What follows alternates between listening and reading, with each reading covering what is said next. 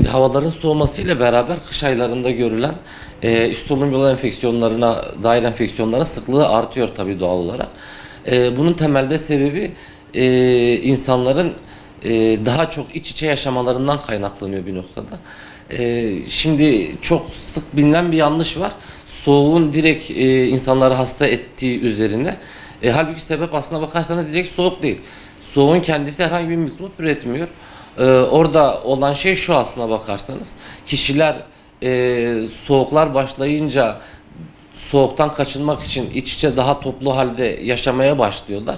O dönemde de virüslerin gidiş gelişi ya da bakterilerin gidiş gelişleri insanlar arasında artmaya başlıyor. Bu yüzden enfeksiyonların sıklığı artmaya başlıyor.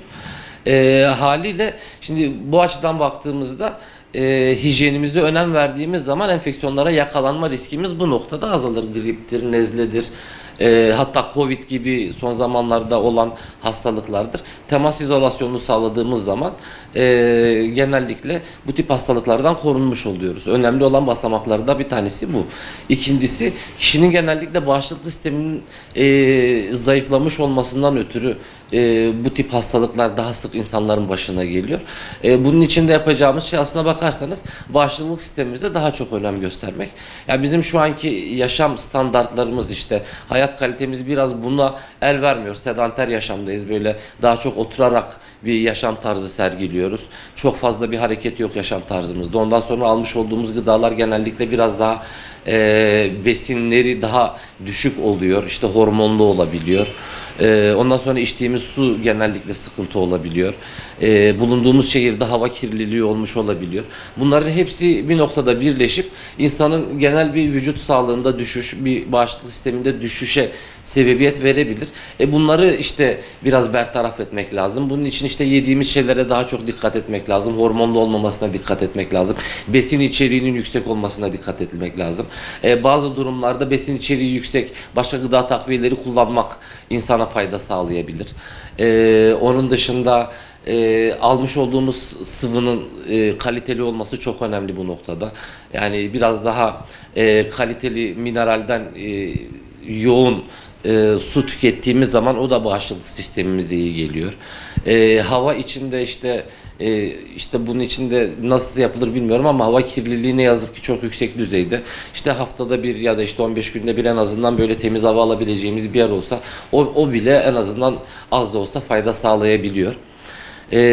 Onun dışında vitaminlerden baktığımızda C vitamini öncesinde alındığında, D vitamini özellikle son zamanlarda gündemde alındığında bağışıklık sistemini güçlendirdiği yönünde kanıtlar var. Bunlar kullanılabilir. Bu söylenebilir. Onun dışında işte korunma adına da temas izolasyon önlemlerini artı damlacık izolasyon önlemleri dediğimiz bulunmuş olduğumuz ortamda işte çok fazla yakında bulunmamak. Ondan sonra öksürüp hapşururken ağzımızı burnumuzu kapatmak ya da öksürüp hapşuran birinden uzak durmak bunlar olabilir.